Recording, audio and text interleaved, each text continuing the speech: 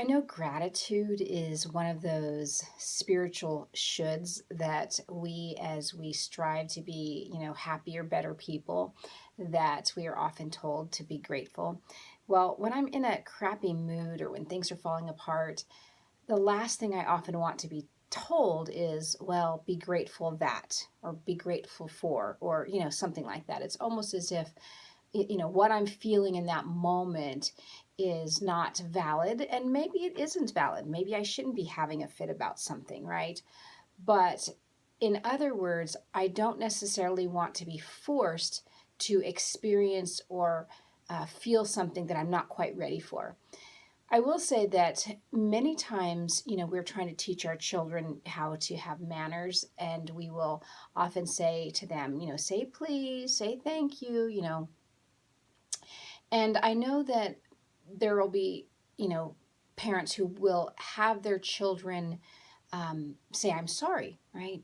And so there is this place of modeling, we want to teach the children that, when one hits a child, oh, Tommy took your toy and you hit him, and, that wasn't okay to hit him. And it probably wasn't okay for Tommy to take your toy when you didn't want that to happen. So how do you find resolution? And so as parents, we'll often set our two kids together and we'll have them say sorry to each other, right? And there's this part of me that just kind of wonders, do we really want our children to say sorry? Is sorry just a word like thank you, right? Um, but if you look at the energy behind the words, what do you really mean by sorry or thank you?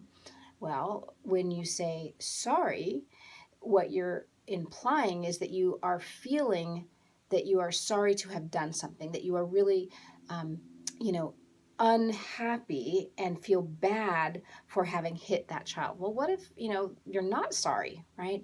And then you have your child do it. Is it a good practice?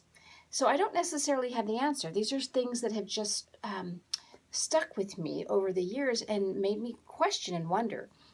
The same with thank you, right? It's polite. Somebody gives you change back when you pay them and you say thank you, right? Just as a response. But thank you really implies a gratitude that is there. So when I'm in a place in despair or lack or frustration or sadness, I'm not necessarily feeling gratitude or even uh, like I'm sorry for someone else, that I have to offer up an apology to anybody else in that moment. In that moment, I'm feeling like, wow, I'm sorry for me. I'm sorry for having to be me, not necessarily to have to say it to anybody else. So, in the same way, when I am in this place, to have another person say, well, at least it's not this bad, or, we'll be thankful for, there's that little resistance of, how dare me, how dare you tell me how I'm supposed to be feeling. Oh, I think it was about 7 years ago.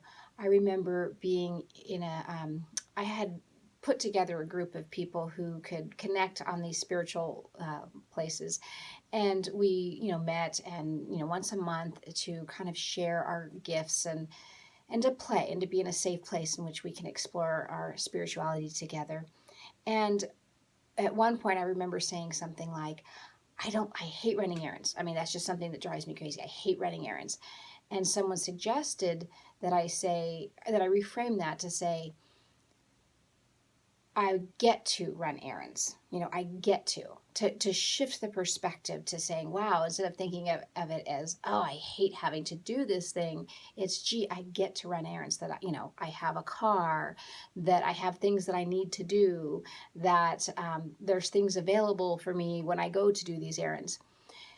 And as much as I would try to go to that place of I get to, as I was driving the teenth errand in a day or whatever, it was like, this is still not fun. It's exhausting. And for me personally, it was exhausting because I had 4 kids, and, the little ones were slow, and taking them all somewhere and getting them out of the car. And, and I lived in the middle of nowhere, and driving to anywhere took forever. So there was never really that sense of, oh, I get to. It was like, oh my God, this is so much work, right? And what I will say is that sometimes life is work. And sometimes there's this like heaviness in that. And what I want to say to that is not to say, gee, I get to have my little pity party and I want to go all the time. But the point is that to honor, this is what I'm feeling, and this is really hard for me. And in that hardness, right, rather than looking for gratitude and saying, gee, I get to run errands, maybe what it enabled me to do was look at how can I avoid running errands? How can I shift, my life around so that my errands are maybe my errands are very efficient. So I do things while the kids are at school. And not have to take them all. Or I make sure that, when I shop, I do a whole little loop that gets everything done at once, or I put it on a schedule. So, in other words, when we have these crunchy areas, rather than just quickly turning it around and saying, now how can I be grateful for it? Maybe it's a crunchy area for us to really look at. And just as I experienced last week, was this crunchy area of, okay, I have to look at these certain financial pieces with my husband and to come to the resolution that, okay, how can we approach this? Not be grateful for being broke, not be grateful for saying, oh, well, at least I have a roof over my head, but rather, how can I shift this? How can I look deeper at what's not working so that I can start to not just heal the stuff that's triggered up inside me, but also to start to look at how can I start to create some resolution so I'm not feeling this, so this doesn't happen on a regular basis where the errands are just exhausting me, or the finances are pulling on me, or whatever it might be. So I just wanted to kind of play with this idea of these spiritual shoulds, when they are in your face and you're wondering, okay, what am I supposed to be feeling, or what should I do? Maybe there isn't a should. Maybe it's simply just saying, hey, this is where I'm at right now in this moment. And that's okay for this moment. And then from there, we can drop into it to see what unfolds next. And maybe it'll be gratitude, and maybe it won't, but it's your experience. Oh, and I did want to say, speaking of gratitude, I am in my daughter's room and she is having her senior meet this weekend. She, as I said, is a swimmer, and this is her final year of swimming after 4 years of enjoying swimming with her team and enjoying all of the camaraderie, and even having made Olympic trials for swimming this summer, this coming summer. And so this is our first time that we've been able to come to her pool and see a meet at her school. And the beauty is last night we were able to, present her with some flowers and be there for her senior night. So I am feeling grateful. It's authentic gratitude. It's not something that's been forced on me. And so I just wanted to share that little bit of yumminess with you as well. So we just flew in this morning after spending the time with my daughter, and I'm really tired, and our house is freezing because we don't have a heater. We couldn't really set it, for it to be nice and warm when we got home. So it was super cold, and so my husband's in there warming up the house with a fire. But I'm like tired and cold, so I decided I'd come out in the car and take a little nap, just a little nap. Anyway, but I did want to follow up about this idea of spiritual shoulds. And the reason that I wanted to touch in on this is not just because I had this little bit of a meltdown, last week, and that I shared this, and then there's this expectation, let's say, this expectation of, well, what are you going to do with it? How are you going to process it? Or how do you fix you, right? There's that expectation that we as people, when something isn't right or good, that there's this idea that there has to be a resolution. And so with this idea of a spiritual should, there's that resolution that people want to offer you by having you at least, go to gratitude. It's like, I'm feeling really tired and crappy and I'm so upset. Well, at least, blah, blah, blah, right? And it's that idea of having this happy ending, really, right? We just love these ideas of happy endings. And I'm not saying that life isn't a happy ending. I'm actually very much an optimist. If I weren't an optimist, I would have just been out of here a long time ago, because things have gotten so heavy at times. But I always have that little idea of a silver lining. But knowing that I'm that optimist, I have really tried to honor whatever's going on with me, rather than trying to figure out, how to feel better instantly. Because trust me, I want to feel better instantly, but I also want to honor the yuck if I'm in the yuck.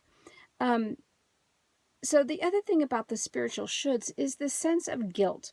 So, for example, if someone with their best intentions are saying, you should be grateful that, or at least you have this or that or the other, it's almost like what's really happening is there's this sense of invoking some kind of guilt for having a feeling to begin with, for having a bad feeling to begin with, or even deeper than that, that there's something wrong with us, that if we didn't get it right on the 3D level, that the way to become right is to go into gratitude, or, whatever, or processing.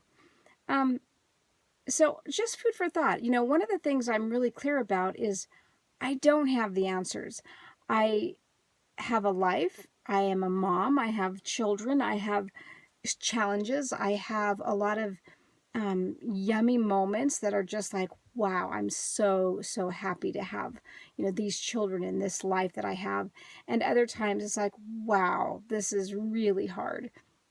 And so, to me, that just happens to be how my life goes. And so in doing this show, I really want to be as clear and honest with you that it's not always these little, rose colored, lifestyles that I not only try to pretend to live, but try to somehow pretend to offer to other people. Does that make sense? So it's not like if somebody gets a reading from me, for example, that I'm going to have the answer that will solve their problem. It's like I give information as I get that information, and I bring it with as much clarity as possible to show them the bigger picture, right? And in mentoring, the intention is for me to hold space for you, for a client, for whoever, to see and experience their truth. Who are you on a soul level? Their power, where do you have choices? And it could be an empowerment choice to go to gratitude. But it could also be very empowering to say, I've never been able to, to feel rage because my family would never let me. Maybe that's the empowering thing to do, and to align with joy. And sometimes I think we misinterpret joy as being happy, happy, happy all the time. To me, joy is an undefinable experience of love consciousness flowing through me. And it may not look the way we expect it to look. It may not be tucked in so prettily. Anyway, so just wanting to give you a picture of me and in my own struggles where I go, and how anytime I feel the sense of should, even if it's a 3D should, like you should eat well, there's always that, really, I should. It's that resistance, like, don't tell me what I should do, but especially with the spiritual shoulds. And it may be because I was raised in this metaphysical household that there was always this underlying, should, it felt like. And I think most spiritual organizations do that, whether it's religious or New Age or whatever. There's often people like rules, and they often want to, like, put it all in the same umbrella of good, bad, right, wrong, should, shouldn't. So, yeah, that's where I'm at right now. Time for my nap. Back to should for a minute. When I was first doing readings, and I learned specifically how to do readings by accessing the Akashic records, one thing that I did before I started reading for others is really look at my own stuff and ask, the records these questions. And of course, I asked a question framed in the sentence using the word should. Should I, blah, blah, blah, right? And one of the first things that was a response that was so clear to me was should is simply could with shame attached to it. And that was such an aha moment for me, that could implies neutrality. You could wear a blue dress, You could wear a black dress. There's no answer. There's no right. There's no wrong. Should I wear black or blue to a funeral, right? That's really a projection. Now, depending on the culture, black might be the appropriate, blue might be the appropriate. It might be, you run around naked at a funeral. I don't know. But the point is that should is really a human projection, an idea that a society, a culture, our beliefs place on us in some way, including these spiritual beliefs, right? And those run really deep. So, what I have tried to do in essence is just to reframe my words, my thinking that offers up could versus should, right?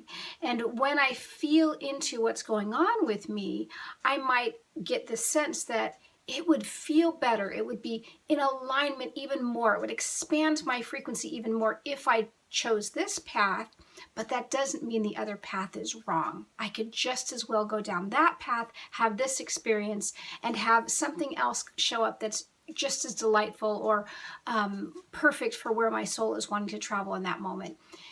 Spiritual shoulds are interesting, and I just offer you maybe a little bit of introspection around them. Maybe as you approach with your language or your feeling what feels like a spiritual should, that you just spend a little time with that and feel into it and see what's beneath that experience or that impulse of the should. Is it yours? Is it cultural? Is it something that you could change to the word could, and then it opens up to feel a little bit more freeing? Just wanted to throw those ideas of spiritual shoulds out, because for me personally, I have a very hard time with any kind of shoulds. And as much as, yeah, I could probably be a better person at times or take the higher road or feel gratitude, many times I simply just want to be exactly where I am.